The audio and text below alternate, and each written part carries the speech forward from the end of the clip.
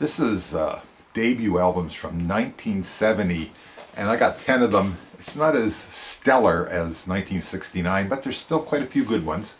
I'm going to start off with Stephen Still's first solo album, and a good album. I think it's his best, actually. It's got Hendrix on a song.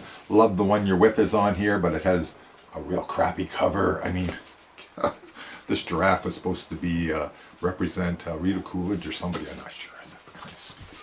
Anyways, Emerson, Lake and Palmer is up next, their debut, and I love, love, love this album. Lucky Man. The first time I heard that on the radio with the synthesizer doing the roo, it was like a breath of wow. That's what it was, totally. MC5. This is their debut studio album. They had a live album before this, Kick Out the Jams, but this is probably not as good, but it's still worth a listen for sure.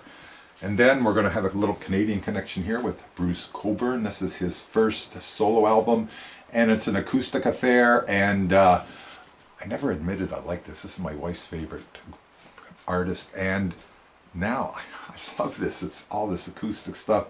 It's right there. It always was. I just never wanted to admit it, I guess. And then we have some solo albums from the debut solo albums from the Jefferson Airplane. And first we have Hot Tuna, and this is recorded in a bar, and it's like country blues. And I think it's one of my favorite Hot Tuna albums. And it's Jorma Kaukonen and Jack Cassidy from Jefferson Airplane.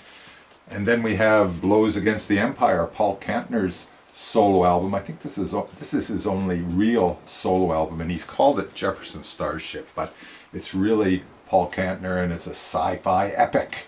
And it has lots of acoustic and piano on it. When I first heard it, I thought, oh God, that's not the Airplane sound, but this isn't the Airplane, this is Paul Kantner.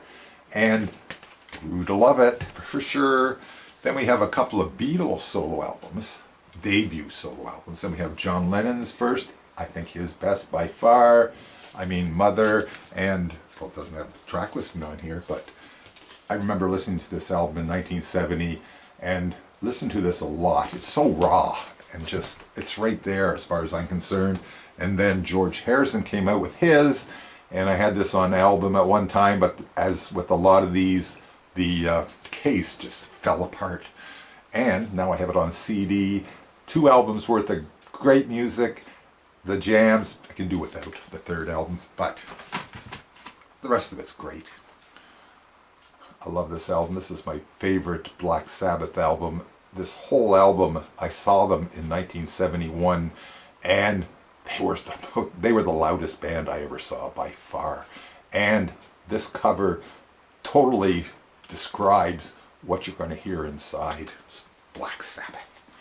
And last but definitely not least, debut album by Mountain, and this is Mountain Climbing, and this has Mississippi Queen on it. I mean, it doesn't get any better than that as a rock song. Right after that, we got Theme from an Imaginary Western, great ballad.